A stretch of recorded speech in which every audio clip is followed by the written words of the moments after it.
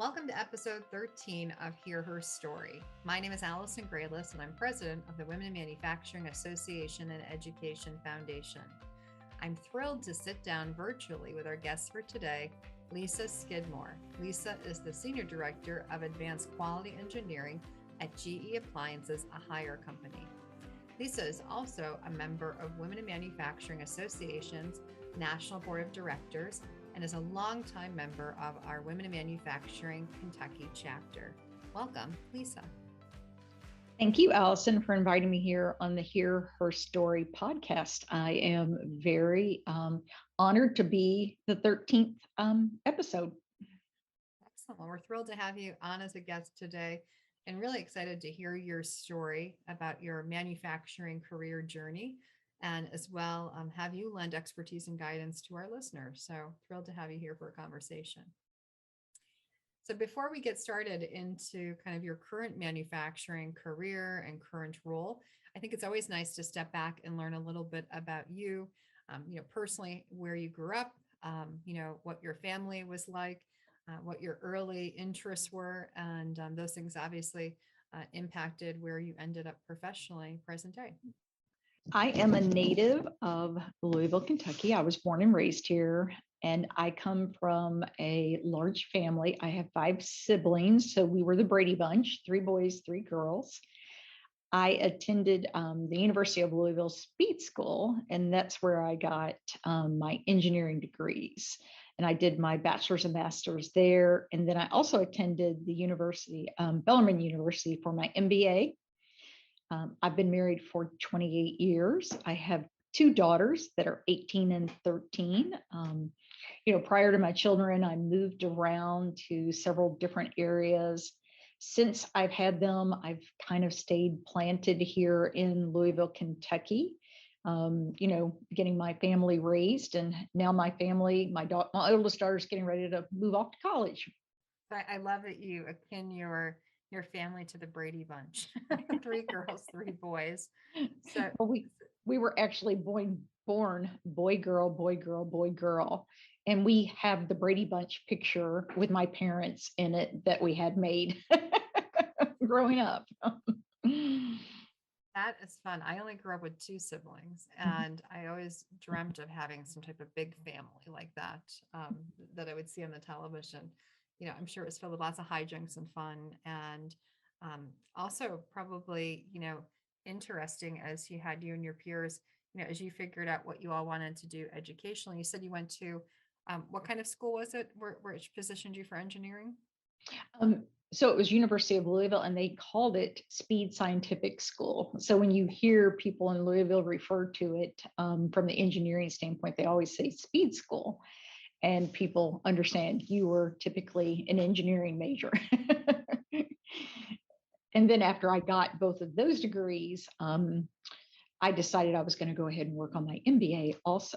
And I did that at Bellarmine University, which is a small private college here. And I did both my MBA and my engineering master's at the same time while working full time for the tobacco industry. So I was quite busy. I can imagine that would be a lot to juggle all at one time. So when you mentioned that speed school, what is it that lent you to be interested in engineering and science? Was that something that early on in elementary school that you had just a natural inclination towards or interest, or what kind of led you to that? It was actually a day in high school, and we had an engineer that came to our science class. And this particular engineer came, and he was from Ford Motor Company at that time. And when I went off to college, I wanted to be an electronics engineer with Ford Motor Company. And once I got in there, I found out that I had a much greater aptitude for the mechanical side than I did for the electrical side. So even though I was introduced to it during high school and decided to go off there, it was a switch for me from the electrical side to the mechanical side. And I was just much more happy with the mechanical classes than I was on the electrical side. But that's one of the things that I also do now is because I had that experience and had somebody introduce that to me as I was growing up. I constantly go back to the local high schools here in Louisville and do that same exposure for the young high school students so that they can get exposed to it and understand what's out there from an engineering standpoint. Because if that person had never come to my science class as part of my high school, I would have never known what was out there, what was opened. And they opened a completely different world to me that I would not have been aware of. It's really cool. And I think just it's amazing and great that you're going back and sharing your story and being a speaker in other high school classrooms, because having two high schoolers myself, I know you're in the same boat. It's interesting because our kids are so impressionable. And I think I forgot back to when I was in high school. And there definitely are some points that I remember in my educational career, especially early education, of those things that stuck with me, those teachers or those guest speakers or those field trips that so made a mark and definitely impacted what I did professionally. And so I think it's so important for our listeners. And I know our member community talks about it a lot, paying it forward and talking about one story and going back to the classroom, because you can leave such a mark on so many kids to then be to pique their interest, to perhaps lead them into having some interest in your field or in your industry. So I think that's really cool to hear that was kind of the impetus for your entry into engineering and manufacturing. I have one story where I actually went back to my daughter's high school. She was so embarrassed and she was like, "Oh, mom, you're not doing it." I actually went and took some of our products from GE Appliances, and one of them was the Opal Nugget ice maker. And my booth turned out to be one of the most popular because I had iced coffee with the Opal Nugget ice maker. She ended up having to come over and work at the booth with me to help so that she could do some of the stuff with our products. And afterwards, she was like, "Oh, mom, you were really popular." So it turned out to be not near as embarrassing as what she thought it was going to be, because people were so interested in hearing about engineering and our products that we have. They were really interested, especially when you get high schoolers and iced coffee. It mixed well together. That's a really cool story. My kids have said the same. When they were in elementary school, they had like a career professional day, and they were always looking for people to speak. And my kids were adamant about me not volunteering. Yes. But it's sad, but when you look at the lineup, and again, not to diss any other profession, but so often it's those traditional fields that are speaking. So an attorney, a doctor, medical professionals, different individuals that are in these very traditional pathways. And so I think it's so important for all of our members who are listening, whether they're male or female, to think about, sharing your story, going to an elementary or high school or technical school to talk about, your work, your impact. And so many of the manufacturing companies, including yours, that we're connected to, are doing some amazingly innovative things that I think could spark a lot of interest and connectivity with, current job seekers and currently those that are in education. So before you got into your career at GE Appliance as a hire company and your current role, what was your career trajectory like after your master's in business administration, after your engineering degrees? What type of roles did you hold before landing where you currently are? So one ironic thing is that I started my career while I was in engineering school doing my internships here at GE Appliances. So I did 3 rotations with GE Appliances. 2 of them were in research and development, and one of them was in manufacturing. And one thing that I really learned by doing those internships, it helped me understand that I have not ever been near research and development in the 36 years since I left those internships. I learned that manufacturing was where I wanted to be. I didn't want to be in a lab doing DOEs or working on my own. I wanted to be in the middle of where the people were. So I have stayed in manufacturing for the past 36 years. And I worked, with a joint venture between GM and Toyota in automotive. Then I also spent 10 years working in the tobacco industry at Philip Morris, and those were back and forth between maintenance and engineering, operations, different roles within Philip Morris. And then after that, I moved to Ford Motor Company. I spent 15 years with Ford Motor Company at the Louisville assembly plant. I worked in chassis, paint, and quality. And then 10 years ago, I had the opportunity to come back here to GE Appliances. And the majority of that time has all been spent within quality, but still, a lot of time moving back and forth between the shop floor with operations and working up through different organizations. So I've done everything where I'm working in management, where I might have 600 hourly people working for me, to leading a team of salaried engineers of about 60 people currently. Lots of diversity in the roles that you've held at many of these major manufacturers and employers.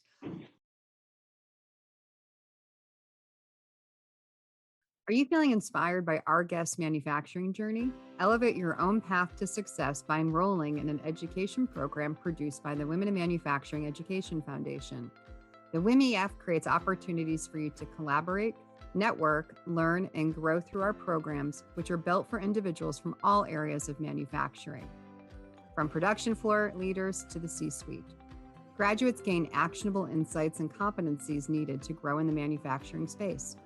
For more information on the educational programs delivered through the Women in Manufacturing Education Foundation, please visit our website at www.wimef.org.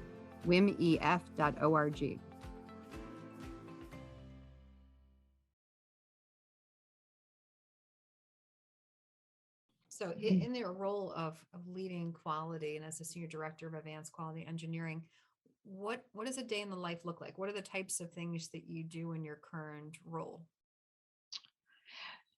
In my current role, I spend a lot of time with the team making sure that we're ready to do product verifications when we start building our new products out on the floor, that we can make sure that we have built those to what engineering has specified, and that it's as we designed it and that it's going to function as we designed it. So a day in a life may be that I'm with the laundry team for the first hour, where we're going over a new top load washing machine that we may be bringing to market, or working on a new front load dryer that we're going to build. And even in some cases, it's also looking at new capacity. But I have laundry, dishwasher, refrigeration, cooking, water heater, and zone line air conditioning. So I have teams that work to bring those products in, and making sure that we can measure parts, qualify parts, making sure that the equipment can produce good quality parts. So it's working with those engineers who are on those front line at the OEMs, making sure the equipment's ready to go and that we can produce a good part. And then, of course, the most rewarding part is when we see those final products coming off the end of our assembly lines, and you've got a brand new refrigerator with new features, new voice activation, or it's a cooking product with a wall oven that you can do open sesame with the doors. All of those new features are exciting things for us to see as part of a day in the life of the advanced quality engineering team here. It's exciting. And what an evolution I'm sure you've seen in technology, in the manufacturing processes, and in the products that you're making at GE Appliances, a higher company. I mean, I just as a consumer, I've been blown away by seeing how our appliances are so technology connected, smart appliances now that kind of know what we need, are well beyond just the programming component that appliances of the past had. Oh, yes, that's been, a huge evolution in everything that I've seen within manufacturing, and absolutely within our appliances, being able to connect an appliance to the Wi-Fi, and you're on your way home and you're in your car and you can pull it up on your phone and start preheating the oven, so that when you come in, you can pop dinner into the oven in a preheated environment. has been a huge evolution. But you're right, the smart technologies that we can now do with connecting all of our phones so that you can connect it to Alexa. We do, joint ventures with them so that you can have Alexa tell your refrigerator to heat up hot water if you want to have the cafe refrigerator that's got a Keurig in it. So instead of, having a separate Keurig that you've got to have out on your countertop, you can have a small module that goes right into the dispenser of your water on your refrigerator that can then do your Keurig action.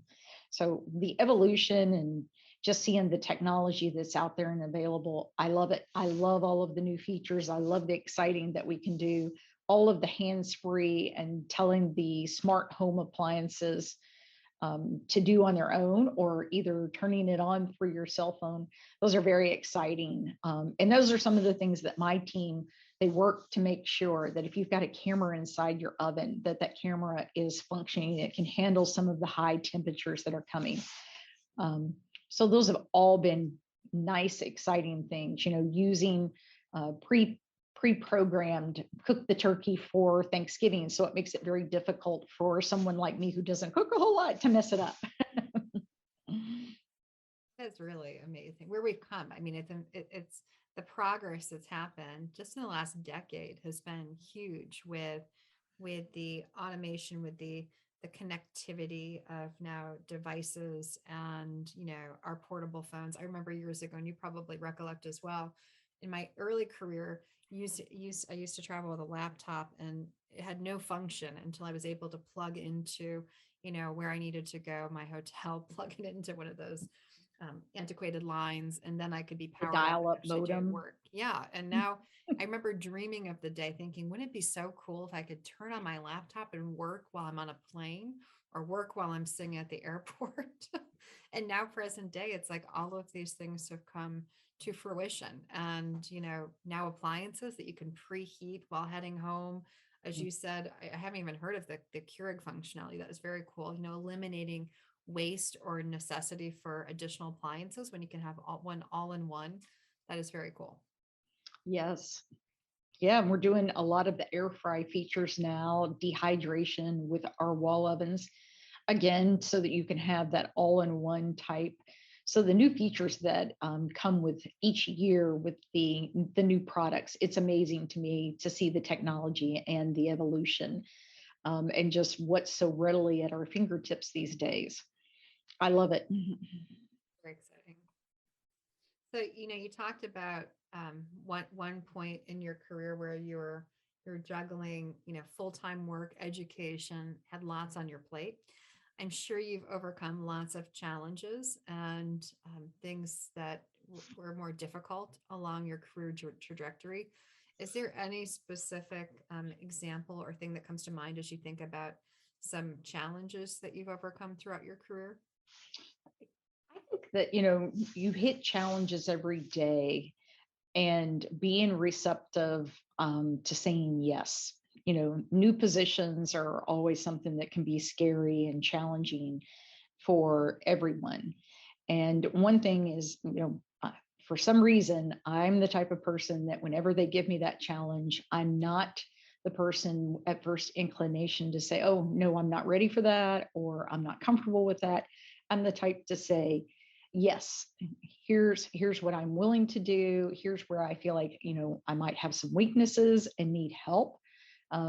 One thing, if I'm going into a particular area, I prefer that I don't have to learn the process and the product at the same time. Being in quality, it's easier to go in when you know the product, and you may have to learn the process as far as how it's assembled. So I prefer to take jobs where I'm only learning one or the other.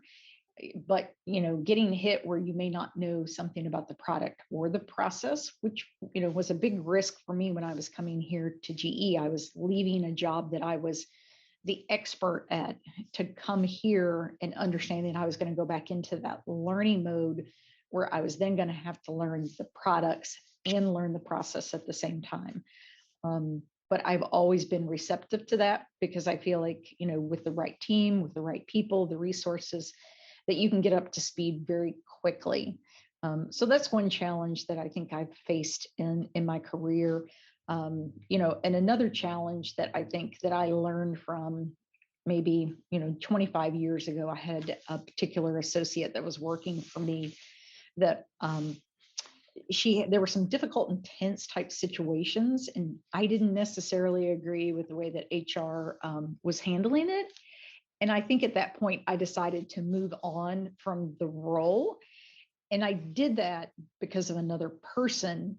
And instead of trying to make the situation better, I let a different person make an influence on my decisions. And I think since then that I've counseled people, you have to make the decisions that are right for you.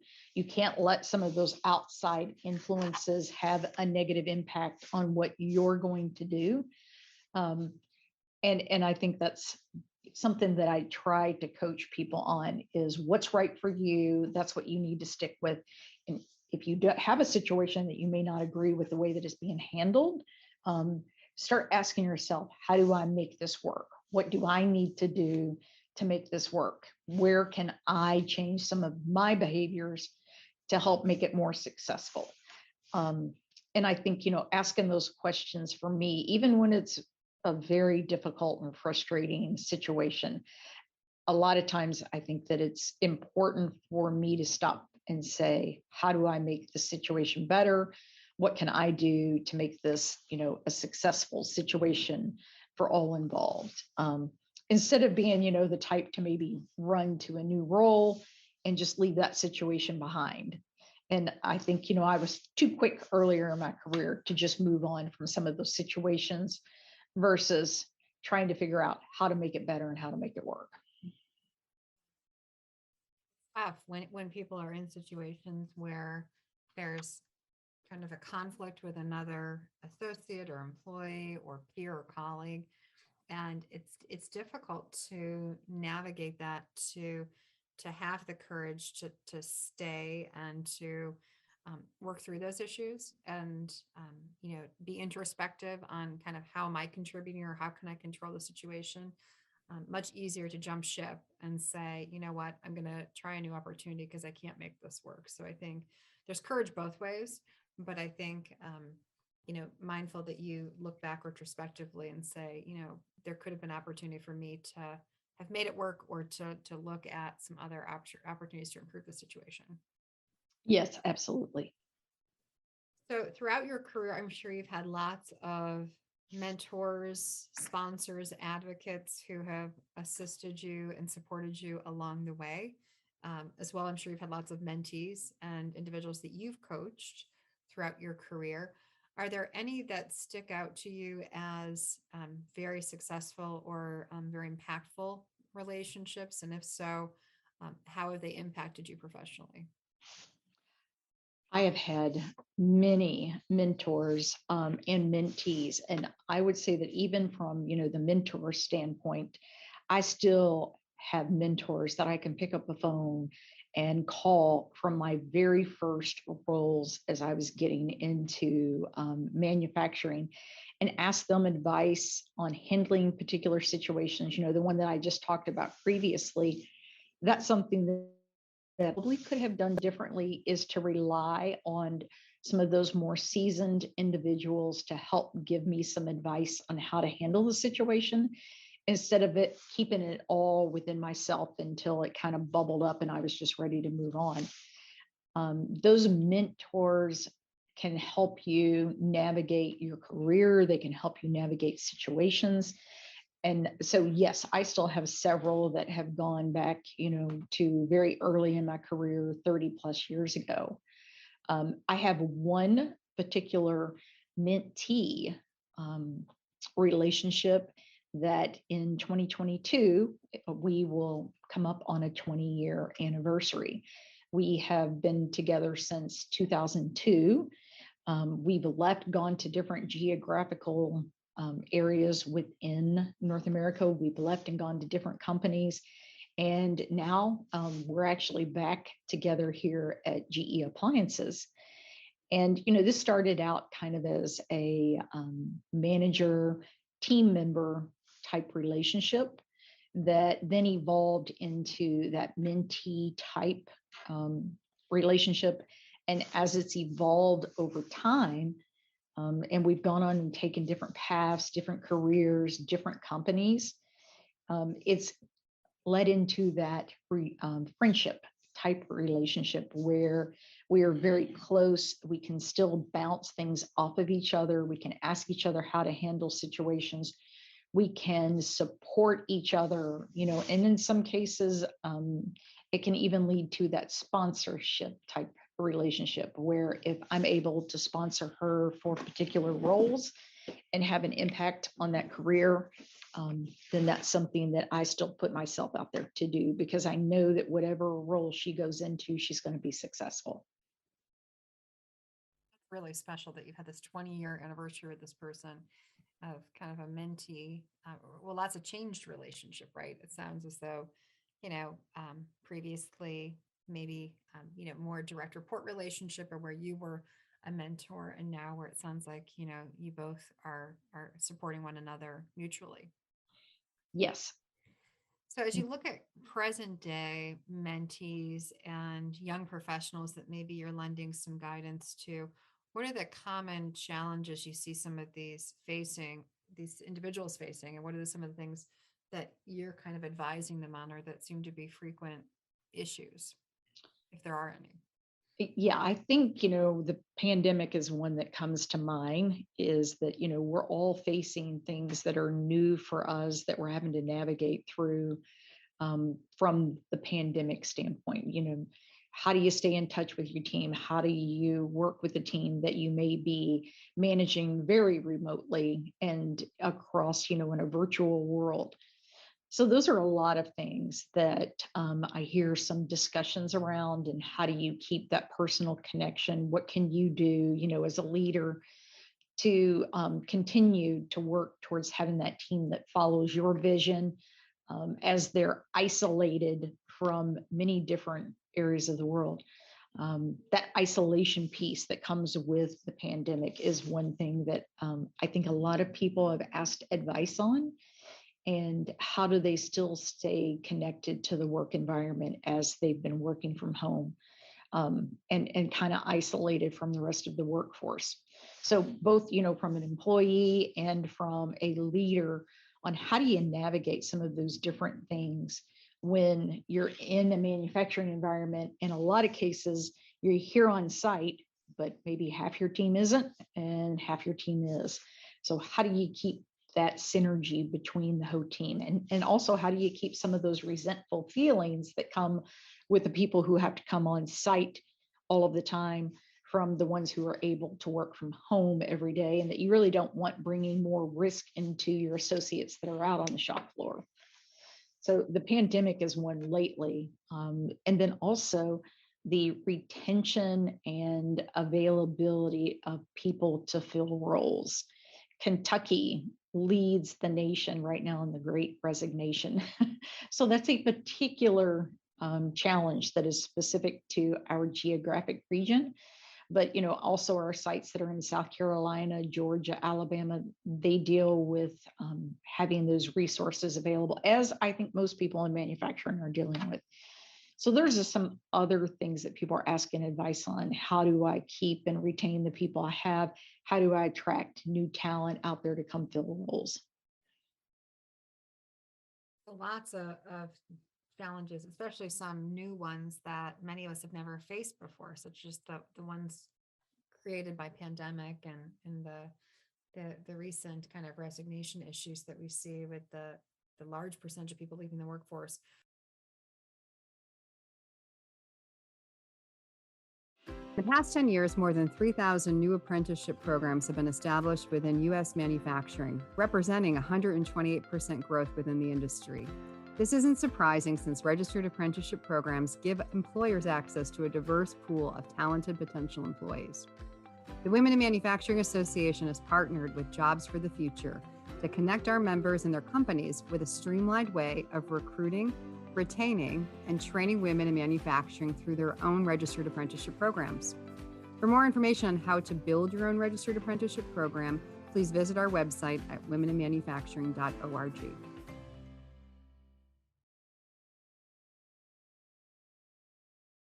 When you look at that first topic that you mentioned around keeping teams connected, having, a percentage of people there in facility, on plant floors, in plant versus those that are remote, have there been any creative solutions that you've used or arrived at as a leader in manufacturing to help with some of that not disconnect, but some of that separation between those on facility, on site versus those remote? And have you seen anything to be successful as a leader in collaborating and connecting those two groups?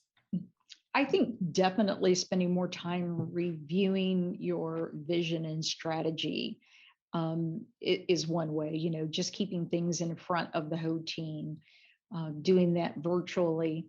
And then the other piece has been getting creative on how to add some fun and connection into that virtual type environment. Scavenger hunts that you do in a virtual environment, an escape room that you might do in a virtual environment, happy hours in a virtual environment. So we've had to be very creative on how we can keep, because I think teams, the closer knit teams and high performing teams are teams that have made that emotional connection and are able, at some point to withdraw some of that credit and then deposit some of that credit. And during a pandemic, I think we've all needed maybe more support on that emotional side. So having those connections and how do you do that in a virtual environment is something that we've had to be very creative here. The other thing that we've also done is we're relying on our employee resource groups to help us create some of the connections as a business as a whole. So even within the smaller teams, trying to keep that connection with what's going on within the business.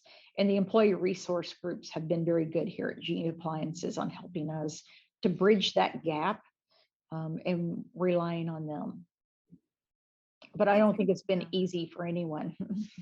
Yeah, I don't think it's been easy. And I think you made a great statement about the fact that so much of this has to be intentional, intentionally creating opportunities for teams to connect in a personal and real way, because that's therein where, trust is created and where, you have that feeling of camaraderie and support. And what used to happen organically and naturally because people were in an office together, it has to now be recreated in different ways. And I love the idea of an escape room or happy hours or scavenger hunts. Those are all great ways to get people just personally connected and to feel like they're part of a team. Because that point that you made about isolation is so very true. Individuals who now have a totally different work experience, who wake up, are within those same four walls in that same house or apartment all day long Yeah. with limited interaction. It can take its toll on people's outlook on them feeling like they are, a team of one. And are there people who really have my back? And I think you have team leaders, especially, I think, like you, have had to get creative about creating those opportunities for people to feel supported and connected and cared about. Yes. So it's been a really interesting 2 years, as we know, 2 years plus for all of us in the workforce, as well as for manufacturers. Obviously, most manufacturers were places of essential business, so production wasn't too hugely disrupted. The outlook looks bright for many manufacturing industries, and we know that us as the Association for Women in Manufacturing, we've seen some positive outcomes of pandemic as it relates to workforce and workplace flexibility, expansion of more creative work solutions for individuals, some definite positive outcomes of pandemic. As you look at your personal outlook on the future of women in manufacturing and in this industry, what do you see as the future? Do you think the future is bright? Do you have optimism? What are your thoughts on the future for women in manufacturing and in this industry? I think going into the pandemic, that a lot of people in manufacturing expected that we were going to have a downturn, that people would probably stop ordering things and that, we would see a slowdown. And in fact, what happened was just the opposite. As people stayed at home, furniture, appliances, anything to work with home improvement just took off like a rocket ship. So, GE Appliances has been increasing their capacity during this pandemic, just because people are looking to upgrade things within their homes as they stayed home more, or as they've transitioned to maybe permanent work from home. So manufacturing has taken off, and I think women have a very bright future of coming in there. Women make up 51% of the workforce, but 29% of manufacturing. So that means, there are a lot of roles out there and a lot of opportunity for women to come in, um, and make a difference in how they take those.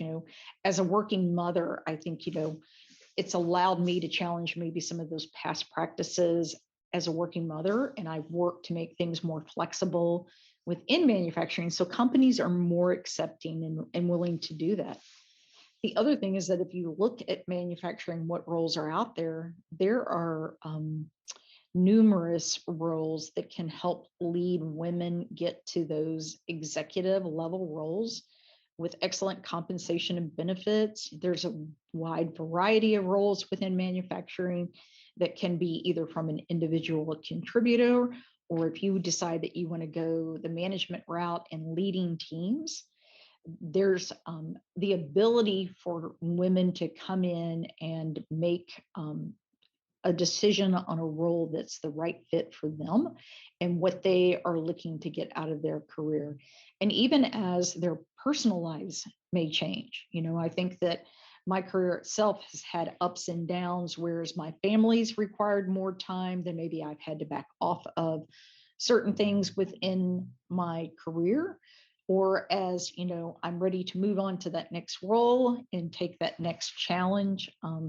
But it's easy to find that fit just with how you find what's the right fit within manufacturing. And women just need to understand what roles are out there. And that's everything from the shop floor, with women understanding, the apprenticeship programs that are very good paying roles, what's out there, what's available, and how do they go after them and find them. Lots of opportunities, as we've seen, for women to enter manufacturing, to rise in manufacturing, to advance. And I think, again, people like you sharing your story of, your career is not duplicative of anyone others. And I think, lots of people's journey to leadership looks very different. It could include some time, as you said, where maybe you step away from some things for a short term, because of parenting, because of obligations, because of whatever that is that's personally affecting your life. But people can still rise to leadership, and it just may look different, that career trajectory for each individual person, based on their needs, their inputs, their personal life situations. So I think I likewise am optimistic about the future. There's so many opportunities for women in manufacturing careers. I think, especially as you talked about innovation and some of the things that are happening just in the appliance industry, there are so many very cool modern things that women, especially those who are interested in science, technology, engineering, manufacturing, and math, um, that could get into operations and positions leading innovation for manufacturing companies. So many cool opportunities Yes, for ma'am. people for the future, which is exciting.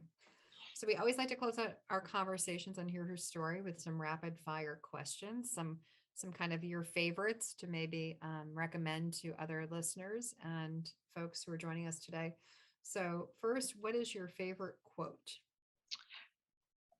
My favorite quote is one by Ruth Bader Ginsburg: "Women belong in all places where decisions are being made." It's a great quote. And I think, again, we talk a lot about that within our organization, that, you need a seat at the table.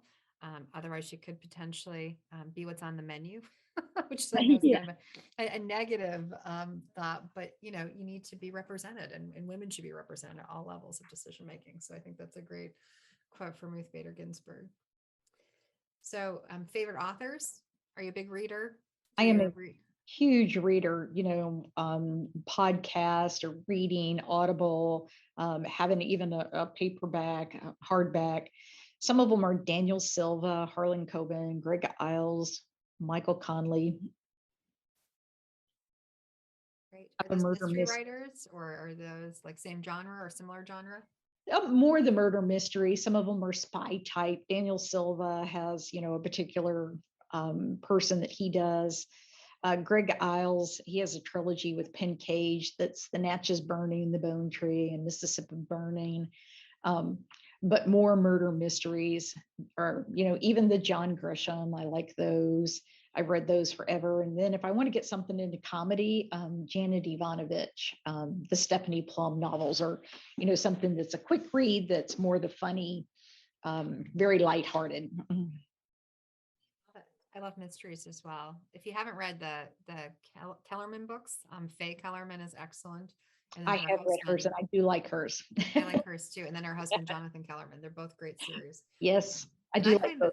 that, and they're good because I don't know about you personally. I like to escape, so I like things that are interesting where I try to solve kind of who did it, but as well they're nice escapes from day to day life, which is nice. And thank God for Hallmark Murders and Mysteries channel because that's a whole nother outlet for Oh me. yeah, me too. So as you look at movies, any favorite movies or ones that you recently have watched that you'd recommend? Um, so Top Gun is one of my favorite going back, several years ago. That's just one over the years that I think I've always liked. Lately I think I've got great nieces and nephews, and one that they've had me jamming out to has been the Sing 2. Oh, okay. I've not seen Sing 2, but I love Sing 1, so I have to watch Uh, Sing 2. Thing 2 is very good. So we've been jamming out to that. But, adult style, still a lot of murder mystery. I am not a person who likes anything with military and gore and anything with blood in it. I avoid those. I'm in your same boat. I'm not a big gore, brutality, anything too rough. Yeah, It's not something I'm going to choose. And isn't Top Gun? I think it's being rebooted, so soon enough, maybe you'll get to enjoy the reboot of Top Gun, right? I hear that and I'm looking forward to it. Definitely. That'd be fun. So, podcast, you mentioned you listen to things, Audible, you're using kind of different sources for information, inspiration. What podcasts are some of your favorites? Yeah, so Rachel Hollis, one that she had that I liked is the How to Handle Huge Life Transitions. But Brene Brown, that's another one I like, some of hers with self help type things. And last week, when I was at the Winter Leadership Conference, some of the young ladies gave me a whole list of new ones to start looking at. So there's several that they recommended that I think I'm going to take a look at. And one was Things You Should Know, and the other one is Things Your Mother Never Told You. So those are two that I have not had a chance to look at yet, but it was highly recommended at the WIM Leadership Conference last week. So I'm going to check those out. I'll have to check those out as well. One of the things that was brought up at last week's Winter Leadership Conference that I really have thought a lot about since leaving Florida was the whole conversation around micro learning and kind of learning things in bite-sized pieces. And Yeah. that's something where I need to, I'm kind of it's difficult to give a whole hour to something or 45 minutes or, a long stretch. So that's something that I'm going to go on to, I think, places where podcasts are and find some of those micro opportunities to kind of get quick lessons, quick learning throughout the course of the day, just to kind of break things up. Because there's so much out there right now that we can consume, and so it's hard to figure out kind of where to go for your information. So I will also have to check out Rachel Hollis though as well. Yes. Some of hers can be longer, but you can get bits and pieces. Check it out. And then where was last place you traveled? So I know you were in Florida last week with me, but other places that you've recently traveled or that you plan to go to? So we right before Disney, right before Christmas, we made another trip to Disney. So that was our second one that we had made last year. But we did get back into the travel mode last year and hit quite a few different ones. We hit Inlet Beach, Seaside, Florida. July, I tied in Mackinac Island with the Grand Traverse trip, and then Inland Beach. And in November, we hit Washington, D.C. for, I was a step ahead honoree. And so my family went with me, and that was a great trip for the kids to see some of the monuments and things that they hadn't been able to see at night. Um, and it was good for them to make connection with another female in manufacturing, Lisa Sun, with Gravitas Career Clothing. She was the keynote speaker for Step Ahead, and my daughters have actually made a connection with her too as part of that. So we do quite a bit of travel, and this year we will make a few more trips. We've got some graduations this year, and I think we're going to hit Cabo and the Dominican Republic. Very nice. And how do you typically spend your downtime? Are there things that you specifically gravitate towards? Oh, definitely traveling, reading, occasionally the shopping, when we have time to do that. But my family and I, we love doing long weekends for quick getaways that we can get to. And when I'm off from work, I do a lot with reading fiction, listening to podcasts, Audible, especially as I am now in the car driving kids to and from activities. I spend a lot of time with the podcast and Audible. Oh, I'm in the same boat with you, doing lots of driving. Yeah. My daughter turned 16 in January, but yet to get her license, but soon enough. And then goals for yourself. Have you set any goals for yourself for this year, both personally and professionally? I have. From the personal side, definitely I want to be more healthy, just get more active. I don't want to focus as much on the number on the scale as I do just being more active. And we have an exercise facility here on property at GE Appliances. They make it very easy for us to lead that healthier mindset. They promote, yoga, exercise classes. So both from that physical and mental well-being, they promote that here at work. And I think I want to take advantage of a lot of that. And then from a professional standpoint, I think with all of the distractions that we've had over the past couple of years, it's made it very difficult for me to get distracted very easily. And I think that one of the goals that I have is to stay more present in the current situation and not getting distracted by the person who's knocking on the door or who's sending the text on the phone, or the Teams chat, pinging you there. You've got so many of those, and I want to stay more present in the moment, especially if I've got another person here that I'm interacting with, and not fall to those distractions. And I think another personal thing for me is supporting more of those activities around women in STEM professions. As they come up, say yes, and be willing to react to those and support them more. Those are some great goals. So, our closing question, how we typically end each episode, is for you to share a final piece of advice that you'd want to give to the next generation of women in manufacturing. Oh, because I think, one of the things that I usually say is to pay it forward in supporting women in STEM type roles. Do everything in your control to encourage others, especially as a young lady. Don't participate in that tearing down.